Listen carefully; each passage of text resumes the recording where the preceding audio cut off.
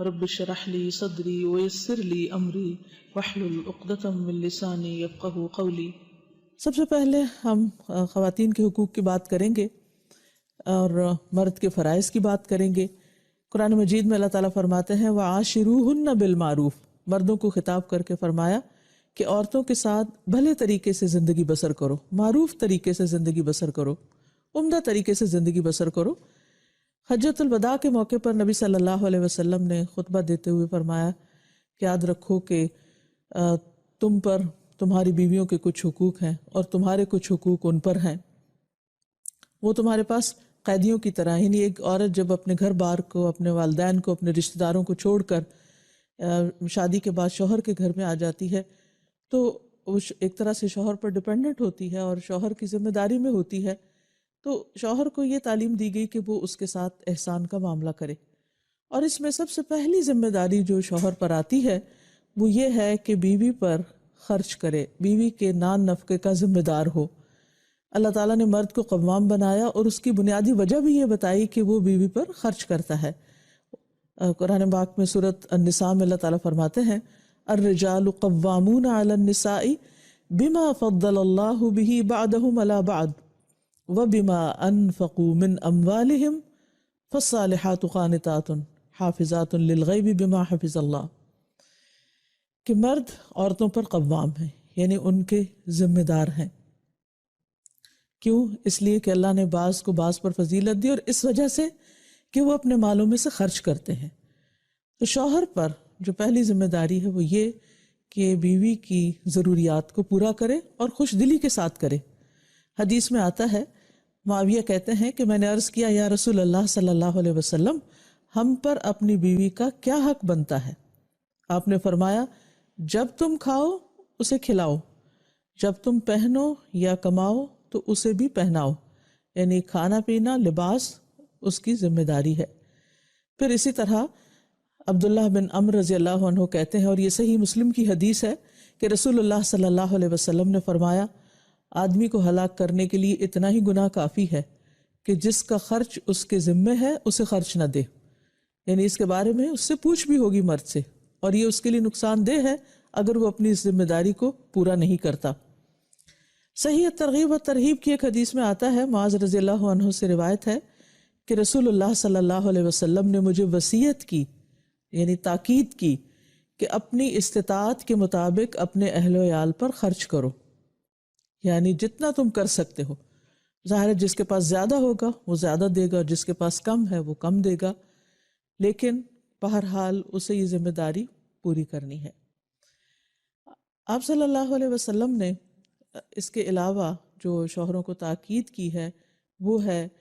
اپنے گھر والوں کے لیے اور خصوصاً بیوی کے لیے سب سے بہترین سلوک کی۔ حضرت عائشہ کہتی ہیں کہ نبی صلی اللہ علیہ وسلم نے فرمایا خیرکم خیرکم لأہلہ وَأَنَا خَيْرُكُمْ لِأَهْلِي، تم میں سے بہترین شخص وہ ہے جو اپنے اہل و عیال کے لیے سب سے اچھا ہو، اور میں تم میں سب سے زیادہ اپنے اہل و عیال کے لیے اچھا ہوں۔ یعنی ایک انسان کے اخلاق کا معیار یہ نہیں کہ وہ باہر اپنے دوستوں کے ساتھ کیسا ہے یا سوسائٹی میں وہ کیسے موو کرتا ہے اور لوگ اس کے بارے میں کیا کہتے ہیں، بلکہ اس کے بہترین ہونے کا اندازہ اس بات سے لگایا جائے گا کہ وہ اپنے گھر میں کیا کرتا ہے، اپنی بیوی کے ساتھ کیسا سلوک کرتا ہے، کیا بیوی اس کے اچھے اخلاق یا با اخلاق انسان ہونے کی گواہی دیتی ہے؟ یعنی سب سے بڑی گواہی اس کے گھر سے ہوگی اس کے اخلاق کی۔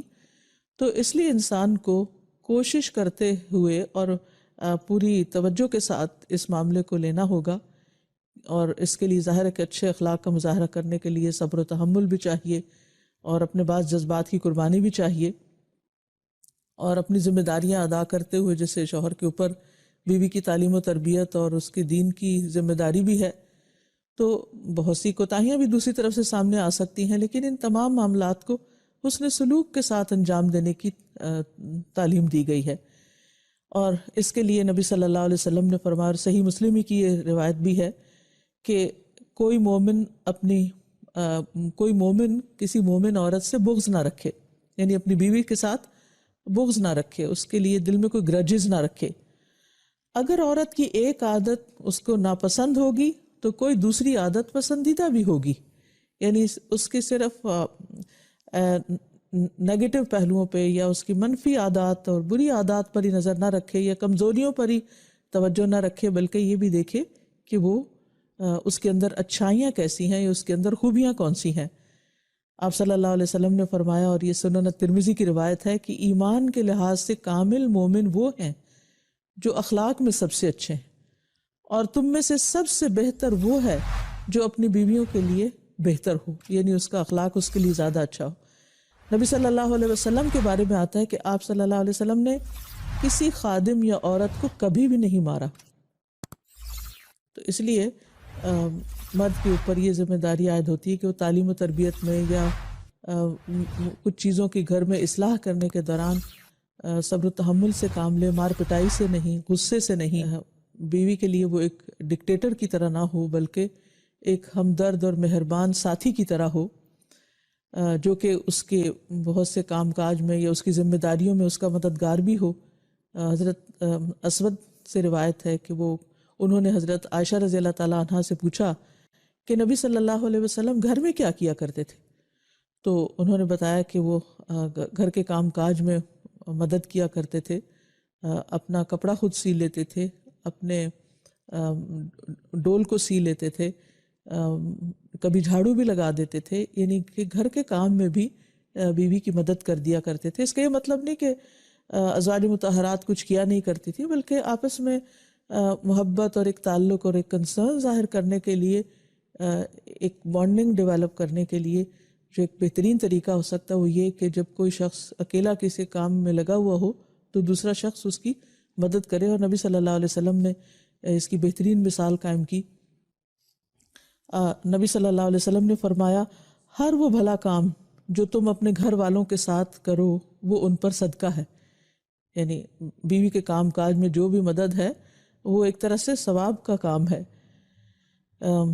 جیسے کہ نبی صلی اللہ علیہ وسلم اپنے گھر والوں کی خدمت میں ہوتے تھے، لیکن جب نماز کا وقت آتا تھا تو سب کچھ چھوڑ کر نماز کے لیے چلے جاتے تھے۔ پھر اسی طرح آپ صلی اللہ علیہ وسلم نے ایک موقع پر فرمایا، جب آدمی اپنی بیوی کو پانی پلاتا ہے تو اسے اجر دیا جاتا ہے۔ ارباز بن ساریہ کہتے ہیں کہ جب میں نے یہ بات سنی، یعنی یہ حدیث سنی، تو میں اٹھا اور اٹھ کر اپنی بیوی کو پانی پلایا، اور پھر اسے بھی یہ حدیث سنائی کہ نبی صلی اللہ علیہ وسلم نے یہ بات بتائی ہے۔ تو کیسی خوبصورت تعلیم تھی کہ جس سے ان خوبصورت رشتوں میں آپس میں محبت اور پیار پیدا ہوتا ہے۔ اسی طرح نبی صلی اللہ علیہ وسلم گھر میں جب کوئی کھانا آپ کو پیش کیا جاتا تھا تو اس میں عیب نہیں نکالتے تھے، اگر پسند ہوتا تو کھا لیتے ورنہ چھوڑ دیتے۔ آج ہم دیکھیں کہ کتنے گھرانے ایسے ہیں جن میں لڑائی جھگڑا جو ہے وہ کھانے کی میز سے اٹھتا ہے، اور چھوٹی چھوٹی باتوں پر ایک دوسرے کے ساتھ بدسلوکی کی جاتی ہے۔ پھر اسی طرح یہ ہے کہ نبی صلی اللہ علیہ وسلم اپنی بیوی کی جائز فرمائشیں بھی پوری کر دیا کرتے تھے۔ حضرت عائشہ کے بارے میں آتا ہے کہ جب بھی وہ آپ سے کسی چیز کی فرمائش کرتی، کچھ مانگتی یا کوئی ضرورت ہوتی یا کسی چیز میں ان کی خواہش ہوتی تو وہ اس کو پورا کر دیتے۔ پھر اسی طرح مشکلات میں آپ ساتھ دیا کرتے تھے۔ جیسے ایک سفر میں حضرت عائشہ کا ہار کھو گیا تو آپ صلی اللہ علیہ وسلم نے ان کو کوئی ڈانٹ ڈپٹ نہیں کی، بلکہ اس کی تلاش کے لیے سارے قافلے کو روک لیا، اور سب لوگ آپ کے ساتھ وہاں رکے رہے اس دوران جب کہ آپ کا ہار تلاش ہو رہا تھا۔ پھر اسی طرح یہ ہے کہ بعض اوقات ہسبینڈ وائف کے درمیان کوئی ناراضگی بھی ہو جاتی ہے، کوئی مس انڈرسٹینڈنگ بھی ہو جاتی ہے، تو حضرت عائشہ کہتی ہیں کہ رسول اللہ صلی اللہ علیہ وسلم نے مجھ سے فرمایا کہ جب تم مجھ سے راضی ہوتی ہو تب بھی مجھے پتہ چل جاتا ہے، اور جب تم ناراض ہوتی ہے تب بھی مجھے پتہ چل جاتا ہے۔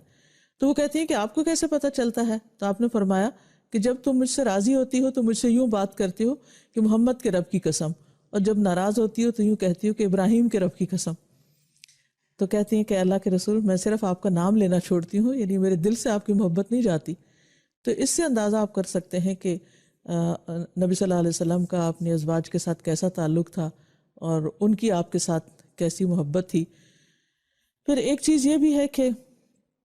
بیوی کے والدین کو شکایات نہیں لگانی چاہیے، اور اگر بیوی کے سے کوئی ناچاکی ہے یا کوئی ناراضگی ہے یا کسی چیز میں کوئی کمی محسوس ہوتی ہے، تو حضرت عمر کہتے ہیں کہ ایک دن میں کچھ سوچ رہا تھا کہ میری بیوی نے مجھ سے کہا، بہتر ہے اگر تم اس معاملے کو فلاں فلاں کی طرح کرو، میں نے کہا تمہارا اس میں کیا کام، معاملہ مجھ سے متعلق ہے، تم کیوں اس میں دخل دے رہی ہو؟ تو اس نے کہا خطاب کے بیٹے تمہارے اس طرز عمل پر مجھے حیرت ہے، تم اپنی باتوں کا جواب بھی برداشت نہیں کر سکتے، تمہاری بیٹی حفصہ تو رسول اللہ صلی اللہ علیہ وسلم کو بھی جواب دے دیتی ہے۔ تو ایک دن تو اس نے آپ کو غصہ بھی دلایا تھا۔ تو یہ سن کر وہ اٹھ کھڑے ہوئے اور اپنی چادر اوڑھ کر حضرت حفصہ کے گھر پہنچے اور فرمایا بیٹی کیا تم رسول اللہ صلی اللہ علیہ وسلم کی باتوں کا جواب دیتی ہو، یہاں تک کہ تم نے ان کو ناراض بھی کیا ہے؟ تو حضرت حفصہ کہتی ہیں کہ ہاں اللہ کی قسم ہم آپ کو کبھی جواب بھی دیتے ہیں۔ میں نے کہا جان لو میں تمہیں اللہ کی سزا اور اس کے رسول کی سزا کی ناراضگی سے ڈراتا ہوں، لیکن یہ ہے کہ کبھی بھی نبی صلی اللہ علیہ وسلم نے حضرت عمر کو بلا کر یہ کمپلینٹ نہیں کی کہ دیکھو تمہاری بیٹی کیا کر رہی ہے اور تم اس کو سمجھاؤ یا میں اسے واپس بھیج رہا ہوں۔ شوہر اور بیوی کا تعلق اتنا خوبصورت تعلق ہوتا ہے کہ قرآن مجید میں اس کو لباس سے تشبیہ دی گئی ہے، ہن لباس لکم وانتم لباس لہن، دونوں ایک دوسرے کا پردہ ہوتے ہیں، دونوں ایک دوسرے کی زینت ہوتے ہیں، دونوں ایک دوسرے کے لیے کمفرٹ کا باعث ہوتے ہیں، دونوں ایک دوسرے کے عیب چھپانے والے ہوتے ہیں۔ اور اس میں مرد چونکہ قوام ہے، ذمہ دار ہے، اس کو پہل کرنی چاہیے ان ذمہ داریوں کو ادا کرنے میں۔